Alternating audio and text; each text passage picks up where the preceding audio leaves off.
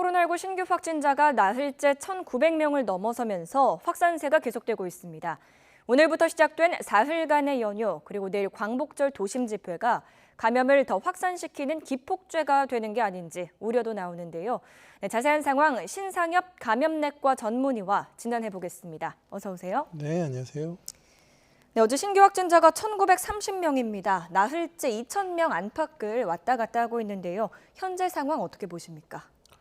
지금 확진자 수 추이를 보면 지금 한 3일에서 7일 사이를 이제 기준으로 계단식으로 계속 조금씩 늘고 있습니다. 그러니까 한 사람이 다른 사람에게 감염되는 그런 시기를 세대기라 그러는데 그 시기가 지나면 지날수록 확진자 수가 이제 늘고 있는 거거든요. 그러니까 현재의 이제 코로나19 유행이 이제 잘 통제가 되고 있지 않는다라는 이제 그런 상황인데요. 그럼 여기에 이제 가장 큰 요소가 뭐냐 하면 지금 이제 과거부터 이제 델타 변이가 우리나라에 들어와 가지고 계속 이제 그 세력을 확장해 왔는데 이제는 이제 거의 확실한 우세종으로 이제 된 것 같거든요. 이제 이 델타 변이가 우세종이 됐다라는 게 이제 사실은 그냥 전파력이 높은 바이러스가 유행을 하나 보다 이런 정도가 아니라 이게 이제 이전에 델타 변이 이전의 바이러스랑 비교를 했을 때에 같은 상황에서 델타 변이 이전의 바이러스가 1,000명대의 유행을 갖다가 만들 수 있었다 그러면 지금의 델타 변이는 똑같은 사회적 거리두기 수준과 노력을 해도 2,000명대의 그 환자가 나온다라는 정도로 전파력이 강하다라는 거거든요. 그래서 더 예전보다 각고의 노력을 하지 않으면 지금의 유행을 좀 억제하기가 어려운 그런 델타 변이가 우세종이 된 것이 지금 이제 가장 큰 요인이 될 것 같습니다. 지금 델타 변이가 잘 통제되고 있지 않다라는 말씀 해주셨는데요. 나름 정부에서는 이제 수도권을 비롯해서 전국 곳곳에서 최고 단계로 거리두기를 높였습니다. 델타 변이 차단하기에는 이 정도도 좀 부족한 건가요? 결국 이제 이렇게 빠르게 확산하고 있는 전파력이 강한 델타 변이를 이제 통제하기 위해서는 이제 우리가 갖고 있는 그 무기가 세 가지가 있거든요. 하나는 이제 백신 접종을 최대한 빨리 늘리는 완료자를 늘리는 것과 또 하나는 이제 그런 방역 당국이 정말 열심히 해서 이제 열심히 역학조사도 하고 방역 당국의 역량을 늘리는 것과. 근데 이제 그 앞에 두 가지 이제 백신 접종은 사실은 늘릴 수 있는 한계가 있고 이제 지금 천천히 증가를 하고 있는 상태고 지금 방역 당국의 역량은 확진자 수가 너무 많아지다 보니까 지금 당장의 확진자 그런 관리도 좀 어려운 상태로 들어가기 때문에 체계적이고 보다 통제가 가능한 그런 역학조사가 어렵거든요. 그러면 이제 맨 마지막 남아있는 그런 국민들의 사회적 거리두기, 그러니까 사람이 사람을 만나지 않으면 감염이 진행될 수가 없기 때문에 사회적 거리두기에 의존을 할 수밖에 없는데 그런 사회적 거리두기를 나타내는 어찌 보면 가장 정확한 지표가 이제 이동량이라고 볼 수 있는데 지금 사회적 거리두기 4단계, 그 비수도권 3단계 하에서도 계속 이동량이 증가하다가 최근 들어와서 이제 약간 정체 정도로 보이고 있거든요.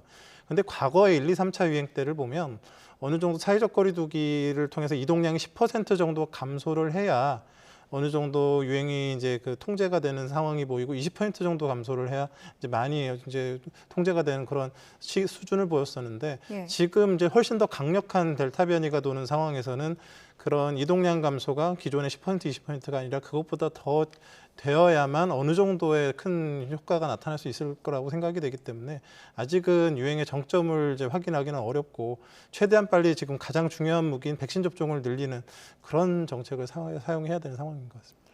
델타 변이 확산 속에 거리두기의 중요성 말씀해 주셨는데요.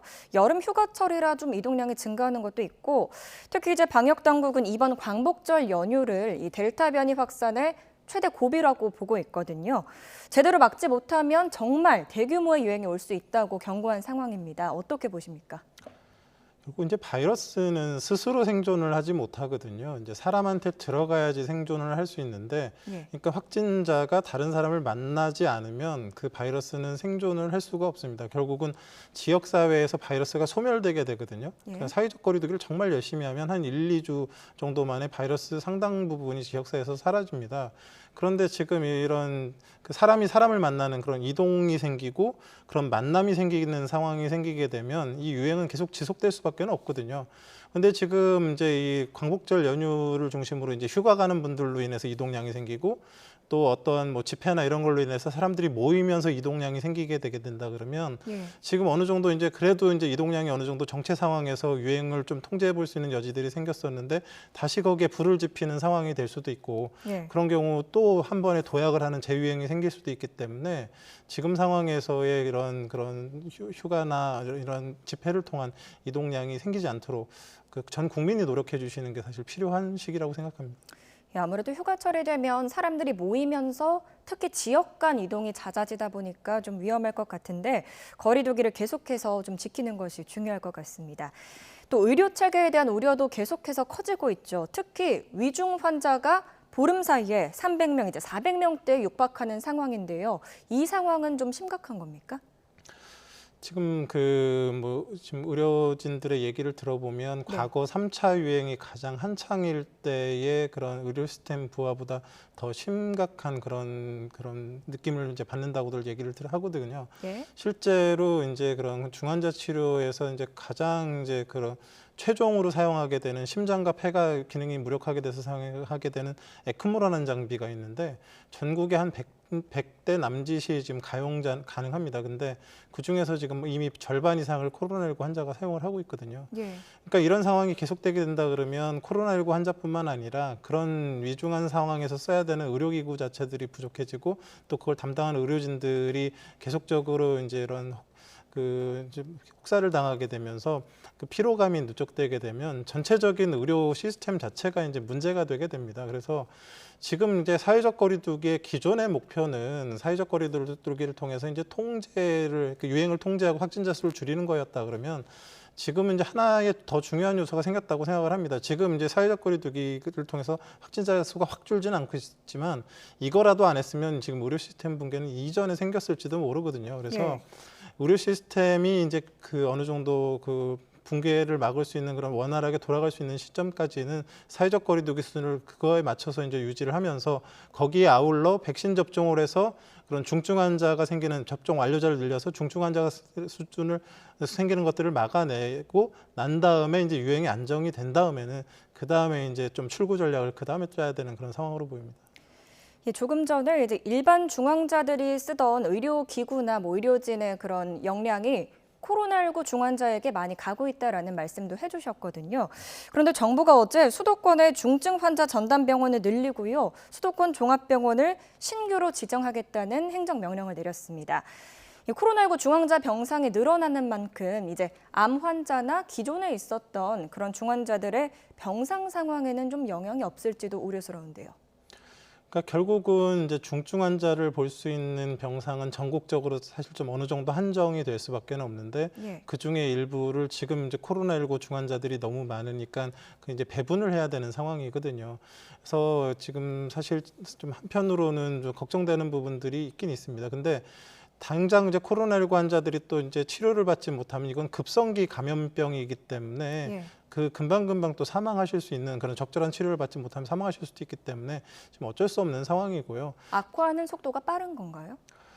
기존에 이제 그런 물론 이제 중환자들은 이제 암 환자분들이나 이렇게 만성 질환 환자분들 중에서 이제 갑자기 악화돼서 이제 문제가 생기기도 하지만 네. 코로나19 같은 경우는 보통은 감염되고 난 다음에 한 1, 2주 정도가 지난 다음에 중증으로 진행을 하고 위중증으로 가신 분들 중에서 사실 일주일 이내 대부분 사망하시는 분들이 많이 나오고 있거든요. 네. 그러니까 이렇게 굉장히 빠른 이제 로테이션이 되고 또 중증화도 빠르게 이루어지는 상황에서 그때 바로 이제 적절한 의료기구나 이런 것들을 사용하게 되지 못하면 위험해지실 수가 있기 때문에 이제 그런 다른 질환에 비해서 좀 더 그 시급성 또 이런 신속하게 그런 대응해야 되는 그런 부분들이 있어서 필요성이 조금 더 있는 거죠. 예, 알겠습니다. 지금 정부는요, 현재 방역 조치로는 이 확산세 차단이 어렵다고 판단을 하고 추가 조치를 검토 중인데 거리두기 4단계를 전국적으로 좀 높여야 된다라는 이야기도 나오고 있습니다. 이 부분에 대해서는 어떻게 생각하십니까? 지금 이제 그 뭐 수도권 같은 경우는 이제 사회적 거리두기 수준 이제 이동량도 어느 정도 이렇게 많이 이제 통제가 되고 있는 편인데 지금 비수도권이 이동량이 지금 계속 증가를 해왔거든요. 예. 그러면서 지금 뭐 비수도권의 확진자 수 비율이 수도권이랑 이제 거의 비슷해질 정도로 거의 이제 40%에 가까워지고 있는데 지금 이제 비수도권은 수도권만큼의 그런 방역의 역량을 갖고 있지는 못합니다. 그래서 그 대규모 유행이 나타났을 때 역학조사나 그런 관리가 굉장히 어렵고 또 한편으로 아까 말씀드렸지만 그런 병상이나 의료 시스템도 이렇게 잘 원활하게 갖춰져 있지가 않기 때문에 확진자 수가 급격하게 증가했을 때 중환자를 수도권으로 갑자기 이송할 수도 없고 그런 상황에서 또 환자들이 위험해질 수가 있습니다. 그러니까 어쩔 수 없이 그 중환자 수, 확진자 수 규모를 줄이게 되려고 한다 그러면 강제적으로라도 사회적 거리두기를 강화를 해서 확진자 수 규모를 줄여야 되는 그런 상황이 이제 도래할 수도 있고요. 그래서 비수도권 같은 경우는 지금 상황을 봐서 일부 지자체는 이미 4단계로 상향을 했지만 다른 지자체들도 좀 선제적으로 예. 상향을 해서 지금 확진자 수를 좀 줄여야 되는 그런 가능성이 있습니다. 예, 그리고 이제 불법 집회를 강하게 대응하겠다라고 정부가 밝혔거든요. 이제 내일이 광복절인데 내일 집회를 여전히 일부 시민단체는 1인 시위, 걷기 행사로 좀 이제 보이게 하면서 강행하겠다고 예고를 했습니다. 이 상황이 계속되면 안 될 것 같죠? 지금 이제 그 사람들이 모이게 되는 것들이 이제 문제가 뭐냐면요. 뭐 집회를 정말로 집회하는 동안은 뭐 안전하게 방역 수칙을 잘 지키고 뭐 이렇게 한다고 할지는 모르지만 그런 사람들이 모이는 과정 그리고 그런 모임 이후에 해산되는 과정에서는 이 모인 분들 상당수는 335 아시는 분들이기 때문에 그 과정에서 결국 만남이 이루어지게 되고 뭐 식사를 하게 되고 이런 방역이 흐트러지는 상황들이 보일 수밖에 없습니다. 그래서 집에서 계시는 것과 그런 모임 그 집회에 나가서 이동하시는 그런 상황에서의 그런 코로나19의 그런 위험성을 저울질을 했을 때에 그런 집회에 참석하시는 경우 훨씬 더 코로나19에 감염될 위험이 높을 수밖에 없거든요. 이거는 뭐 단순히 집회가 좋다자 나쁘다를 떠나서 본인 스스로를 이 지금 코로나19 델타 변이의 이런 엄청난 전파력이 있는 상황에서 어쩌면 보면 굉장히 위험한 곳에 노출되는 그런 상황이시기 때문에 본인을 위해서라도 좀 집에 가급적이면 이런 지금 광복절 연휴 때는 계셨으면 좋겠습니다. 예, 알겠습니다. 그러면 이제 백신 접종 관련 소식도 한번 알아보겠습니다. 지금 모더나 백신의 접종 공급이 지연되면서 접종 계획에도 차질이 빚어지고 있는데요. 우리 정부 대표단이 미국의 그 모더나 본사를 방문을 해서 좀 신속한 공급을 요청하기도 했습니다. 이런 상황이 어쩌다가 벌어진 겁니까? 그래서 지금 모더나 같은 경우는 이제 뭐 벤처기업이기도 하고 굉장히 좋은 기술은 갖고 있지만 생산이나 그런 유통에 대한 그런 유통망을 갖고 있지는 않습니다. 그리고 그런 굉장히 이제 특허들이 이제 우려가 되고 있어서 그런 원액 생산을 하는 공장이 지금 미국하고 유럽 한 군데 정도밖에 없습니다. 근데 그런 원료 생산이나 공급 과정에서 문제가 그 두 군데 회사 중에서 한 군데만 생기더라도 전 세계 물량의 거의 절반에 이제 문제가 생기는 상황이 벌어지거든요. 근데 지금 보면 그 공급이 우리나라에만 문제가 되는 게 아니라 전 세계적으로 좀 문제가 되는 걸로 봐서는 그런 이제 만들고 있는 그런 공급 막 원료를 만드는 그런 상황에서 좀 문제가 생긴 걸로 보입니다. 이제 많은 분들이 제일 걱정하시는 건요. 이 상황 때문에 접종 간격이요. 4주에서 2주 더해져서 6주로 지금 늘어났단 말이죠. 효능에 문제가 없을지 많이들 우려를 하시는데 괜찮습니까? 그 예방 접종의 그런 3주나 4주 주기는 이제 최소 접종 간격, 이거보다 빨리 오시면 안 된다라는 그런 간격을 정해놓은 겁니다. 그러니까 지금에 정해져 있는 3주나 4주 그 기간보다 5일 이상 일찍 오시게 되면 그 앞에 그 접종한 거에 대한 그 접종이 그 무효가 될 정도로 그 면역 효과가 떨어지거든요. 그래서 그 정해진 날짜보다 일찍 오시면 안 되고요. 근데 이 늦게 이제 접종하게 되는 경우는 대부분의 백신들이 문제가 생기지 않습니다. 그리고 일정 수준 이상으로 약간 어느 정도의 그 간격을 두고 접종을 했을 때 항체 형성률이나 면역 효과는 도리어 좋아지는 경우가 많습니다. 그래서